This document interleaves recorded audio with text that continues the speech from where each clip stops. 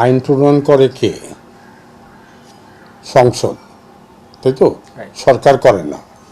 তো এই যে 133টা অধ্যাদেশ হয়েছে, এটা সরকার করেছে। এখানে আইন যখন প্রণয়ন হয়, আইন প্রজাতন্ত্রের আইন প্রণয়নের ক্ষমতা সংসদে। যখন আপনি সংসদের বাইরে গিয়ে কয়েকজন লোক মিলেমিশে আলাপ করলেন, কি আলাপ আলোচনা করলেন আমরা জানলাম না, এইভাবে যদি আইন প্রণয়ন করতে হয় তাহলে সংসদের তো কোনো প্রয়োজন নাই। তাহলে সংসদের প্রয়োজন কি? সংসদে একটা আইন নিয়ে কি আলাপ আলোচনা হয়, এটা নিয়ম অনুযায়ী সংসদের কার্যবিধিতে কার্য বিবরণীতে লেখার কথা। আমরা শুনলে জানতে পারবো যে এই আইনটা এই কারণে হয়েছে। এই যে 131টা অধ্যাদেশ হয়েছে, কি আলোচনার ভিত্তিতে, পক্ষে বিপক্ষে কোনো যুক্তি কি আমরা জানি?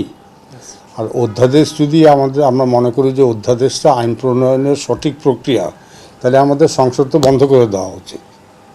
আমাদের এই মূল জায়গা, এখন আমি আপনি যেটা বলছেন এই অধ্যাদেশ ভালো, ওই অধ্যাদেশ ভালো, আমি ওখানে না গিয়ে, যে যদি অধ্যাদেশ কয়েকজন লোকে মিলে রুদ্ধদ্বার মিটিং করে করতে পারে, আইন করতে পারে, তাহলে তো সংসদের প্রয়োজন নাই। আমাদের এই জায়গাটা আমাদের বুঝতে হবে।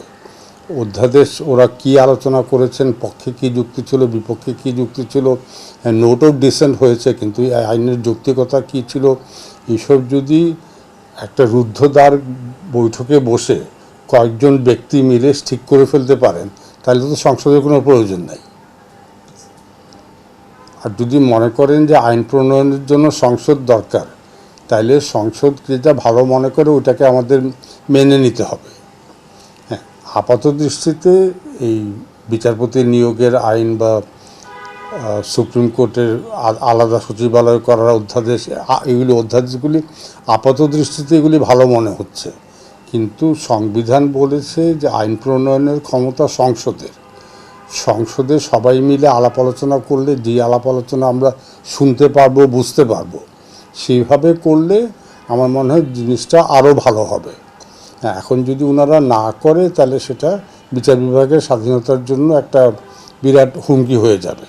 কিন্তু আমি ধরে নিচ্ছি, এবং বোধহয় চিফ হুইপ বলেছেন যে এই সংসদে না হলেও আগামী সংসদের অধিবেশনে এগুলি আইন হিসাবে প্রণীত হবে, এবং আইন হিসাবে প্রণীত সংসদ করবে। আমরা যদি যে আবার আমি পুনরাবৃত্তি করছি, কিন্তু অধ্যাদেশগুলি যে সঠিক আইন হয়েছে এইটা যদি আমরা ধরে নেই, তাহলে কিন্তু আমাদের সংসদের দরকার নাই। আমাদের এই মূল জায়গাটাতে আমরা গুলিয়ে ফেলছি। এখন আইন প্রণয়নের ক্ষমতা সরকারের না, আইন প্রণয়নের ক্ষমতা রাষ্ট্রপতি। একটা অধ্যাদেশ দেওয়া হয়েছে যে বিশেষ জরুরি অবস্থাতে, যখন সংসদ বন্ধ থাকে, আশু আইন করা প্রয়োজন, তখন একটা ক্ষণস্থায়ী আইন করার ক্ষমতা রাষ্ট্রপতিকে দেওয়া হয়েছে। বাট এটা সাংঘাতিক ব্যতিক্রম।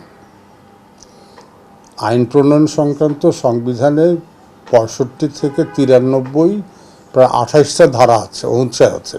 তার মধ্যে একটা অনুচ্ছেদে অধ্যাদেশের কথা বলা হয়েছে, বাকি 27টা অনুচ্ছেদে সংসদ কীভাবে আইন প্রণয়ন করবে, কোন আইন কীভাবে আলোচনা হবে, কীভাবে উপস্থাপিত হবে, তারপরে ওই সংসদীয় কমিটিতে যাবে, আবার সংসদে আসবে।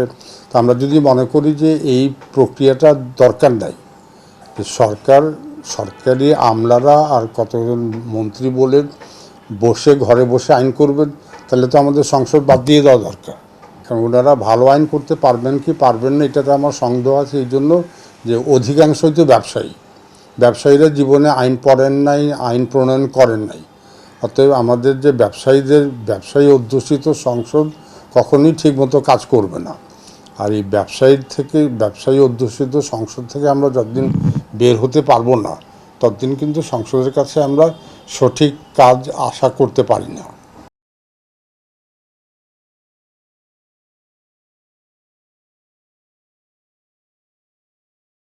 এই জন্যই তো সংবিধানে বলা হয়েছে প্রজাতন্ত্রের আইন প্রণয়নের ক্ষমতা সংসদের উপরে ন্যস্ত। এটা বলা হয়নি যে প্রজাতন্ত্রের আইন প্রণয়নের ক্ষমতা রাষ্ট্রপতির উপরে ন্যস্ত।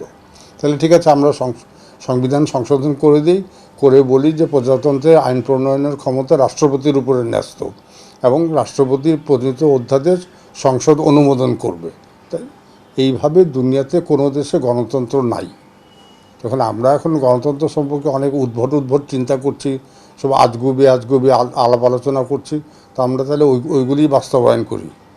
জুলাই সনদের আইনি ভিত্তি এখন আপনি বললেন, আমি বললাম, এটা কি আইন হয়ে গেল?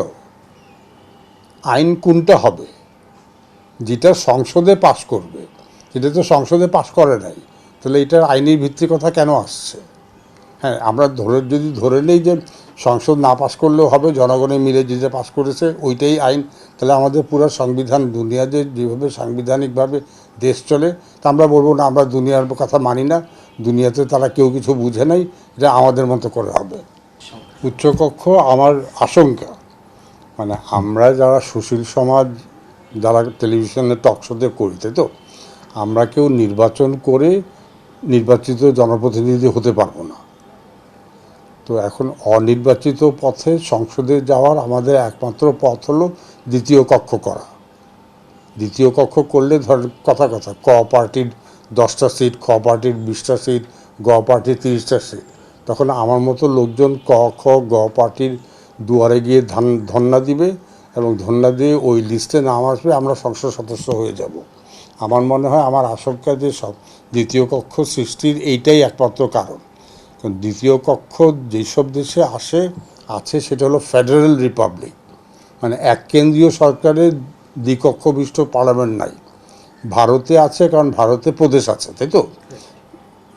আমেরিকাতে আছে, আমেরিকাতে প্রদেশ আছে। যেসব প্রদেশ থাকলে ওদের বিভিন্ন ধরনের জটিলতা হয়, ওইটা নিরসনের জন্য উচ্চকক্ষ হয়। তো আমরাও দুনিয়াতে এখন প্রথম উদাহরণ হব যে প্রদেশ নাই অথবা দ্বিকক্ষ বিশিষ্ট। মানে দ্বিকক্ষ বিশিষ্ট বললাম তো, এটা আমাদের মতো কিছু লোক সংসদ সদস্য হতে চায়, তাদের খায়েশের জন্য এটা বানানো হয়েছে।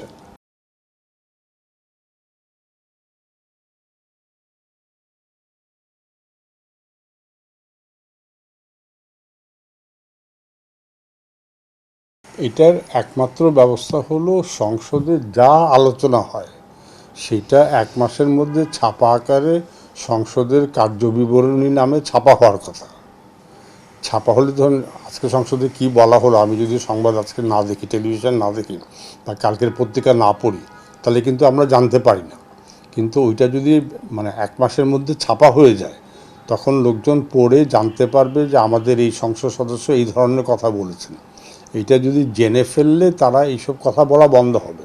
কিন্তু আমাদের সংসদের কার্যবিবরণী ছাপা হয় না। এটাও দুনিয়াতে একটা আশ্চর্য সংসদ, যেখানে কার্যবিবরণী মানে ইংল্যান্ডের হাউস অফ কমন্সে যেটা হ্যান্সার্ড বলে, ওটা 500 বছর ধরে ছাপা হচ্ছে।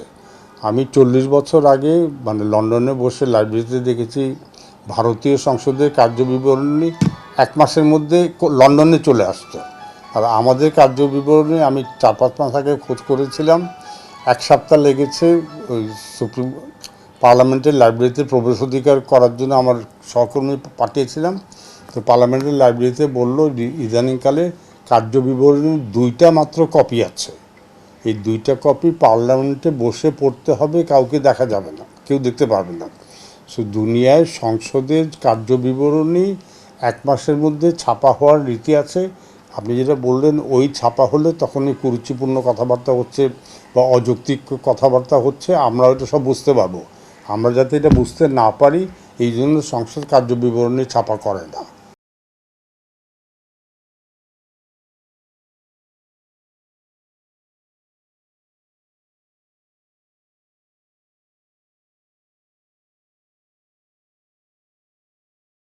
এই সাজা দিয়ে কোনো কিছু ঠিক করা, এটা সম্পূর্ণ মধ্যযুগীয় ব্যবস্থা। আমরা এখনও আমাদের চিন্তার জগতে, যুক্তিতে, মানে আইন সম্পর্কে ধারণায় আমরা এখনও 500 বছর পিছিয়ে আছি। কোনো সমস্যা হলেই আমরা সাথে সাথে চিন্তা করি কী সাজা দেওয়া যাবে। সাজা দিয়ে এইসব সমস্যার সমাধান হয় না, কিন্তু আমরা এটা বুঝতে রাজি না। আমরা খালি মনে করি যে সাজার পরিমাণ বাড়ালে সমস্যার সমাধান হয়ে যাবে। এইটা 1800 সাল পর্যন্ত দুনিয়া মনে করত, কিন্তু গত 250 বছরে দুনিয়া ওখান থেকে সরে গেছে। কিন্তু আমাদের চিন্তা চেতনা এখনও 1800 সালের পিছনে রয়ে গেছে। ওই জন্য কোনো সমস্যা হলেই আমরা সাথে সাথে সাজার চিন্তা করি। সারা দুনিয়াতে পশ্চিমা বিশ্বে অপরাধের শাস্তি তুলে দিচ্ছে, কারণ ওরা দেখেছে শাস্তির ফলে সমাজে ক্ষতি বেশি হয়। লাভের আমেরিকা ছাড়া, আমেরিকা পাগলের দেশ, ট্রাম্পকে থেকে বুঝতে পারছেন এখন আমেরিকা পাগলের, আমেরিকার এই যে গ্রিনল্যান্ড সম্পর্কে এত কথা হচ্ছে, তো ওই যে আমেরিকা গ্রিনল্যান্ড দখল করবে, রাইট? গ্রিনল্যান্ডে কোনো জেল নাই, লোক সংখ্যা অল্প, লোকের বিচারও হয়, বিচার হয়ে শাস্তি হয়, বলে তুমি ঠিকমতো কাজ করবে, বাসায় থাকবা, ঘোরাফেরা করবে না, কাজ সকালে 9টার সময় কাজে যাবা, 5টার সময় বাসায় যাবা, ঘোরাফেরা করবো না। যদি তোমার কোথাও বেরোতে হয় পুলিশকে 1 সপ্তাহ আগে নোটিশ দেবে যে আমার বন্ধুর জন্মদিন আছে, আমি যাবো। গ্রিনল্যান্ডে জেল বলে কিছু নাই। এগুলি এখন হ্যাঁ আপনাকে যদি বললে আপনাদের মনে হয় পাগলের মতো কথা বলছি, কিন্তু দুনিয়াতে এটাই নিয়ম হয়ে গেছে। এবং ওই যে স্ক্যান্ডিনেভিয়ান কান্ট্রিজে ধরুন আপনার 15 বছরের জেল হলো, রাইট? ম্যাক্সিমাম 3 বছর জেলে থাকতে হয়। তারপরে 3 বছর পরে বলে যে ঠিক আছে তুমি উইকেন্ডে বাসায় যাও, শনি রোববারে বাসায় যাও, আবার সোমবারে ফিরে আসবে। তো তারপর এরকম 2-3 বছর চলে, তারপর আস্তে আস্তে ওইটাকে জেলটা নিয়ে আসে সপ্তাহে 2 দিন, উইকেন্ডে জেলে থাকবা আর বাকি সপ্তাহে গিয়ে চাকরি করবা। সোমবার থেকে শুক্রবার চাকরি করবা, শুক্রবারে বিকালে জেলে এসে হাজির হবা। সে থেকে অপরাধের সংশোধন হয়। ওই সব দেশে অপরাধ এই জন্য অনেক কম হয়, যেই দেশে শাস্তি যত বেশি সেই দেশে অপরাধ তত বেশি।